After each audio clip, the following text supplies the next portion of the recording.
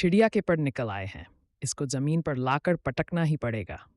वह अपनी high heel की सैंडल खटखाते हुए सीधे जिंदगी के सामने आकर खड़ी हो गई। हेलो जिंदगी। जागृति ने सीधे सामने आकर जिंदगी की तरफ हाथ बढ़ाया। जिंदगी का सारा कॉन्फिडेंस उसकी दोनों आंखों के अंदर सिमटकर तेजी से बंद हो गया था। एक कुटिल मुस्कान के साथ जागृति ने जिंदगी की तरफ हाथ बढ़ा दिया। हेलो, कैसी हो? अब तो जिंदगी के दिल की धड़कन बुलेट ट्रेन से भी तेज भागने लगी थी। लेकिन सर पर खड़ी मुसीबत थी जिसका सामना करना ही था। कबूतर की तरह आंख बंद करने से कोई फायदा नहीं होने वाला था। इतनी आसानी से तो जागृति जाने वाली नहीं थी। इधर उसकी सारी सहेलियां जिंदगी की तरफ देख रही थी कि अब आंखें जिंदगी का क्या रिएक्शन होने वाला था। बाकी सबके दिल में तो दबी दबी इच्छा थी कि जिंदगी इस जागृति की आज दुर्गति बना ही दे।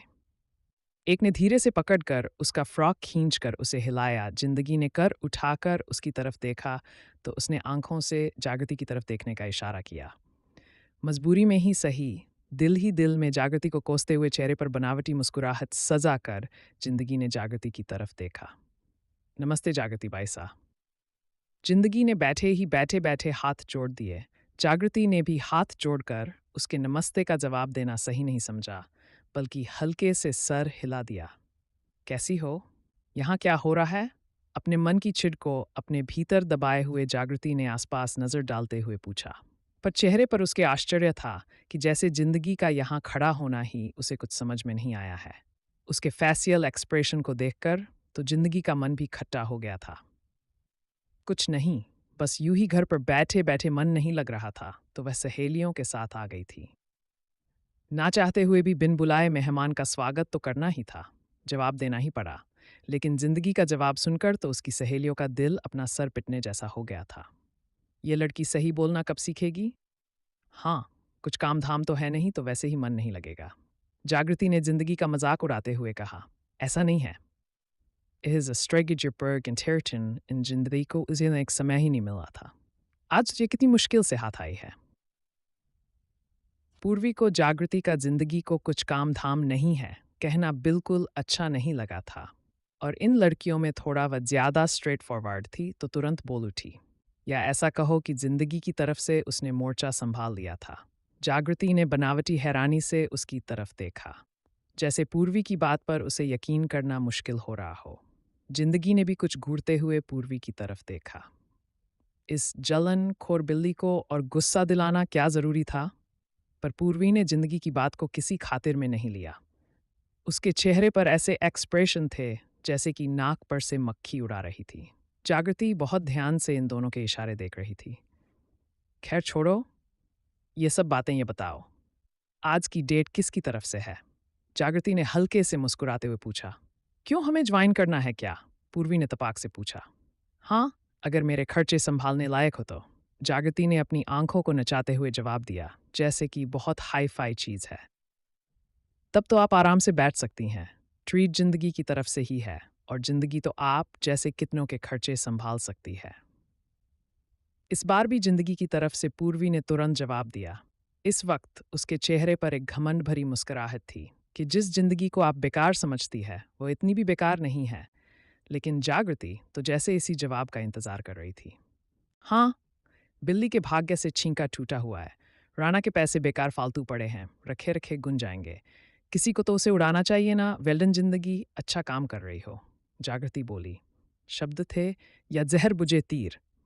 सबका दिल इस जागृति की गर्दन पड़कर मरोड़ने का हो रहा था। जिंदगी ने मुंह बनाते हुए जागृति की तरफ देखा, जैसे उसे उसकी बात समझ में नहीं आई थी। पर जब उसकी नज़र अपनी सहेलियों पर पड़ी तो अच्छी तरह से समझ गई कि जागृति ने कुछ ना कुछ उसके ऊपर तंज किया है, क्योंकि उसकी सारी सहेलियों का चेहरा गुस्सा दबाने की हद तक लाल हुआ था। ऐसा कुछ नहीं है जागृति बाई साहब, पैसों में घुन क्यों लगेंगे? आप तो अच्छी तरह से जानती हैं कि बिजनेस में पैसा कभी भी हाथ में नहीं रहता, वह मार्केट में ही सर्कुलेट होता रहता है। और रही बात उड़ाने वाली, मुझसे ज़्यादा आपको इसका तजुर्बा है। जिंदगी ने तुरंत जवाब देते हुए कहा। कहना क्या चाह रही हो तुम? मैं पैसे उड़ाती हूँ? जिंदगी के जवाब पर तो जागृति चढ़ गई। गुस्सा और चिढ़ अंदर मौजूद था ही, बस लड़ने का बहाना खोजा जा रहा था, जो जिंदगी के इस जवाब ने दे दिया। मैं कुछ कहना नहीं चाहती, आपसे तो बिल्कुल भी नहीं। पर आपने पूछा है तो बस उसका जवाब दिया है। आपने कहा कि राणा के पैसे उड़ाने वाला कोई चाहिए, और अगर आपको ऐसा लगता है कि दोस्तों के साथ एक खुशी सेलिब्रेट करने में पैसे उड़ाते हैं, तो आप तो अपनी खुशियों को सेलिब्रेट करने के लिए नाइट क्लब तक जाती हैं। आपका एक्सपीरियंस इस मामले में मुझसे बेहतर है। जिंदगी ने साफ कह दिया। एक सीधी सच्ची लड़की अभी दुनियादारी में इतनी परविक नहीं हुई थी कि भिगोकर जूता मारे। पर जैसे को तैसा दिखाना उसे आता था। ऐसा नहीं था कि उसे सुनना नहीं आता था। पर बात वही संस्कारों की थी।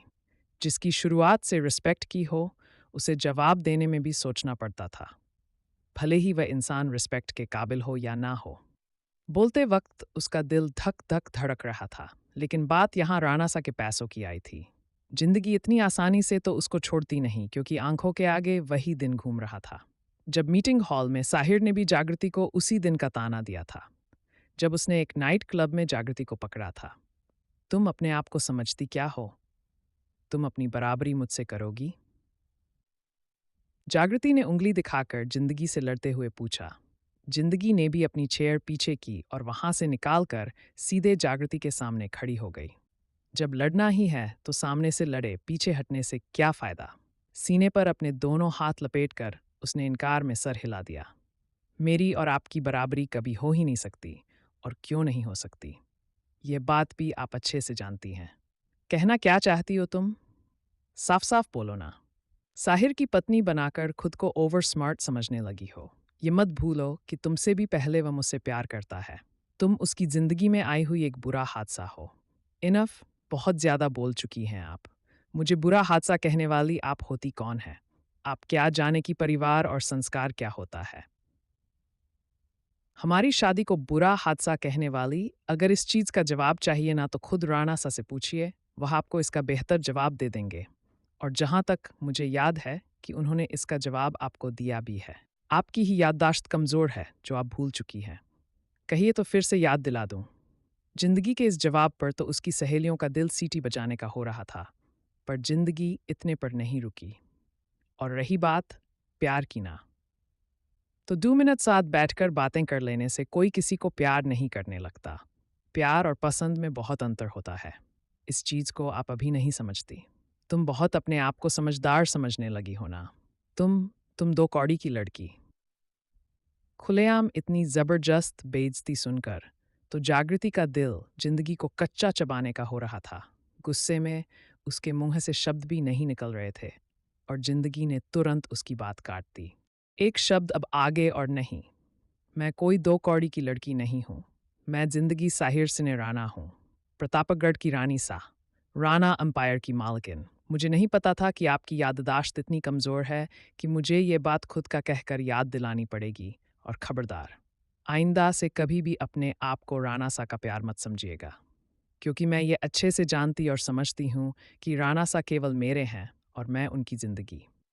और हम दोनों के बीच किसी तीसरे की ज़रूरत नहीं है, ना ही आपके लिए कोई स्पेस बचा है। इसलिए जितना हो सके हमारे पर्सनल मैटर से दूर ही रहिए। 2 मिनट साथ रहने को और अच्छे से बात करने को अगर आप प्यार समझती है तो ये आपकी भूल है। प्यार और पसंद है बहुत अंतर होता है।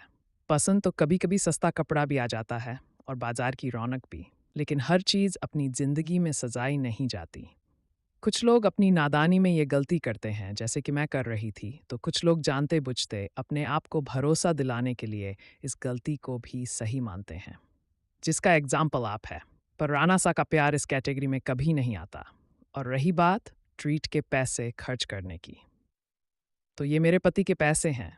मैं जैसे चाहूँ वैसे उन्हें खर्च करूँ, उड़ाऊँ, या फिर किसी गरीब को दान दे दूँ। मुझे इसका हिसाब आपको देने की ज़रूरत नहीं है, और ना ही आप मुझसे हिसाब लेने का हक रखती हैं।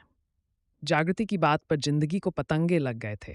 डायरेक्ट इनडायरेक्ट वह सारी बात समझ चुकी थी जो कि जागृति उसको बोलने वाली थी। बुरा हादसा, ये बात वह जयंत और उसकी शादी को लेकर कह रही थी, जो कि उसे दिन मैरिज ऑफिस में हो रही थी, जिसको जिंदगी याद भी नहीं करना चाहती थी। केवल उसकी एक गलती के कारण उसके पापा जिंदगी और मौत से जूझने लगे थे और आज तक हार्ट के रोगी बने हुए थे।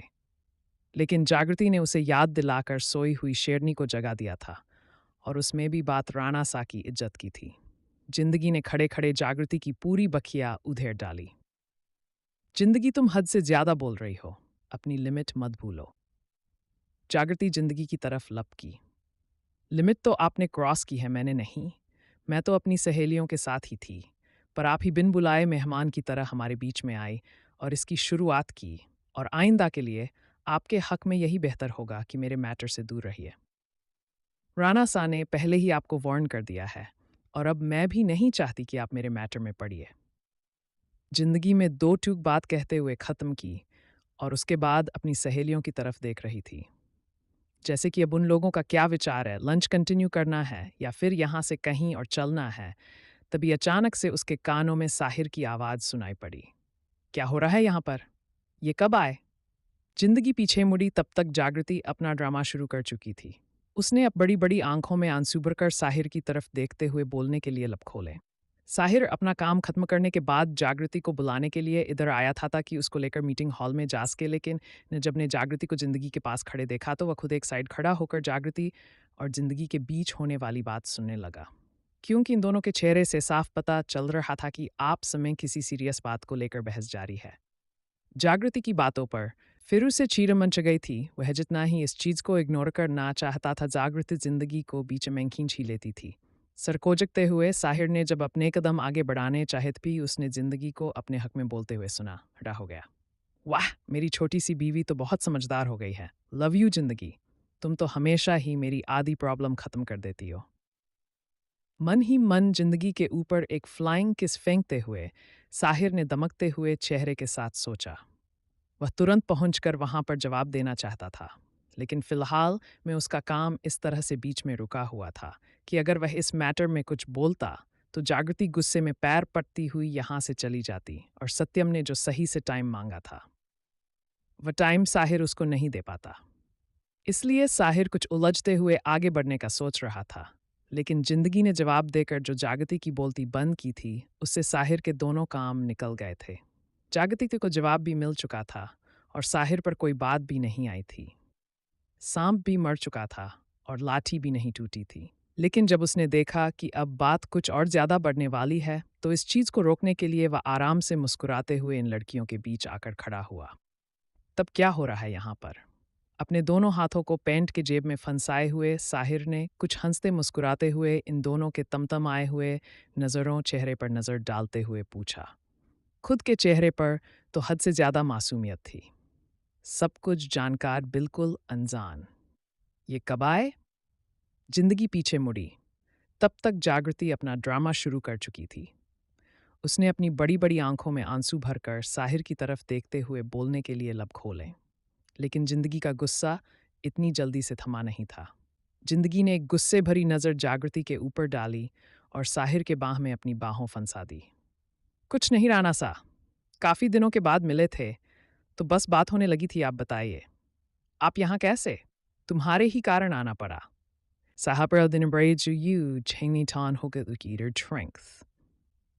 मैंने कहा था तुमसे कि ऑफिस ज्वाइन कर लो, लेकिन तुमने कहा था कि तुम सहेलियों के साथ आउटिंग पर जा रही हो, तो आज सिक्योरिटी एजेंसी की मीटिंग अचानक से हो गई। एक अच्छी खासी डील थी। अर्जुन और काकोसा का आना पॉसिबल नहीं था तो मेरी जिम में आ गई। अगर नहीं करूँगा तो प्रॉब्लम हो जाएगी। वैसे तो उन्होंने कहा था कि तुम्हारे पास सारे डिटेल है, लेकिन मैंने सोचा कि तुमको क्या डिस्टर्ब करना, खुद ले लेता हूँ। बस उसी के लिए आया था, लेकिन अब तुम अगर मिल गई हो तो। साहिर ने जिंदगी की तरफ देखते हुए जानबूझकर बात आधी छोड़ दी थी और इस वक्त उसके चेहरे की मुस्कुराहट यही कह रही थी कि जैसे वह इस आशा में बैठा है कि जिंदगी आगे बढ़कर इस डील को कंफर्म करेंगी। जिंदगी उसके आंखों का इशारा समझ रही थी और साथ में जागृति भी। जिंदगी समझकर जहां कुछ उलझन से अपनी सहेलियों की तरफ देखने लगी तो जागृति का गुस्सा दिमाग पर चढ़ गया। तो फिर मुझे क्यों यहाँ लेकर आए हो? जिंदगी के कुछ बोलने से पहले जागृति ने पूछा। बता तो रहा हूँ कि मुझे पता नहीं था कि जिंदगी यहीं पर है और अभी भी कोई फाइनल नहीं है कि जिंदगी फ्री है या नहीं। मुस्कुराते हुए दुविधा वाले भाव से इस तरह से बात की जैसे कि उसे कुछ नहीं पता, जबकि सारे खेल का सूत्रधार तो वही था। अच्छी तरह से जानता था कि जिंदगी यहीं पर है और जानबूझकर इसी होटल को मीटिंग के लिए चुनाव मीटिंग राणा अंपायर के दफ्तर में भी हो सकती थी। पर साहिर की बात सुनकर जिंदगी अपनी सहेलियों की तरफ देखने लगी थी। और जब भी धर्म संकट में राणा साहब ने डाल दिया था ना, ऑफिस के लिए आगे बढ़ा जा रहा था और ना ही सहेलियों को छोड़ने का मन हुआ था। कोई बात नहीं जिंदगी, तुम जाकर अपना काम देखो, हम लोग किसी छुट्टी के दिन मिलेंगे।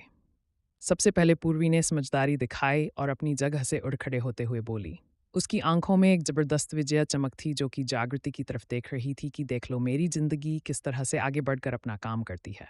जागृति उसकी आंखों का इशारा समझ रही थी और उसको गुस्से से खून पीने वाले एक्सप्रेशन के साथ देख रही थी, पर पूर्वी को भी कोई फर्क नहीं पड़ने वाला था। वह भी एक अच्छे बिजनेस वाले फैमिली से बिलोंग करती थी और साथ में उसके परिवार की पुरानी सियासती और रियासती पकड़ थी, जिस कारण वह जागृति के पहुंच से बहुत दूर वाली चीज थी। उसकी देखा देखी सभी उसकी सहेलियां खड़ी होने लगी। किसी और छुट्टी वाले दिन नहीं, इस संडे को आप सबका लंच राणा मैंशन में रहेगा और पूरी आप अपने बाबा सा से बता दीजिएगा कि कल शाम हम और जिंदगी आपके घर आ रहे हैं। साहिर ने हल्के से मुस्कुराते हुए कहा, मेरे घर। पहले पूर्वी कुछ उलझी और फिर उसके होठों पर मुस्कुराहट फैल गई। पूर्वी के परिवार से राणा परिवार का पारिवारिक संबंध था, पर उन पूर्वी के बड़े बाबा बुजुर्ग होने के कारण साहिर की शादी में नहीं आए थे।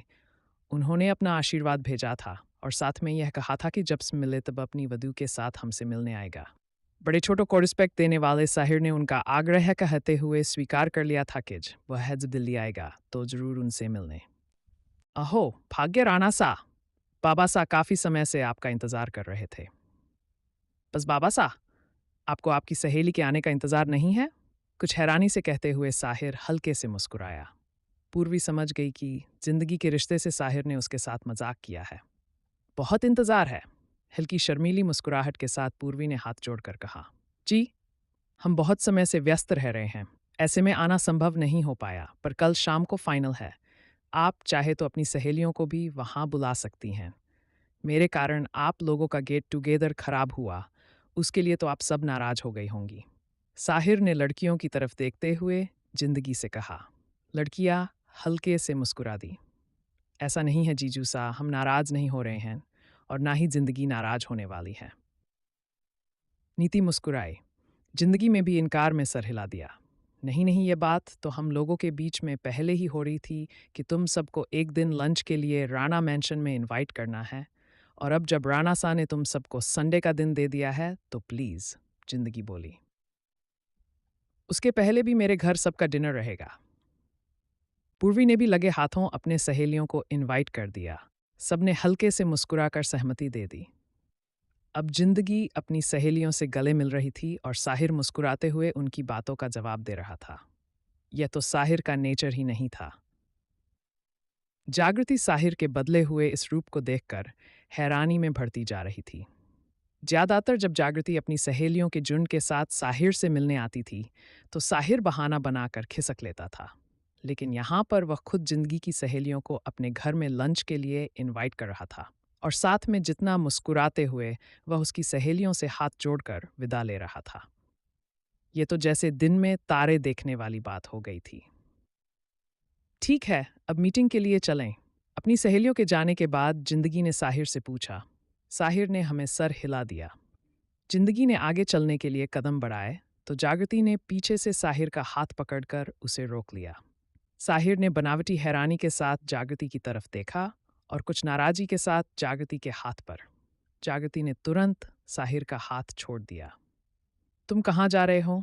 जब सिक्योरिटी एजेंसी वाले मीटिंग वो लेगी तो फिर हम लोग यहाँ क्या कर रहे हैं? यार देख तो लेने दो कि वह कैसे क्या कर रही है। आज उसकी इस तरह से ऑफिशियली पहली मीटिंग है, साहिर ने कुछ थमते हुए कहा।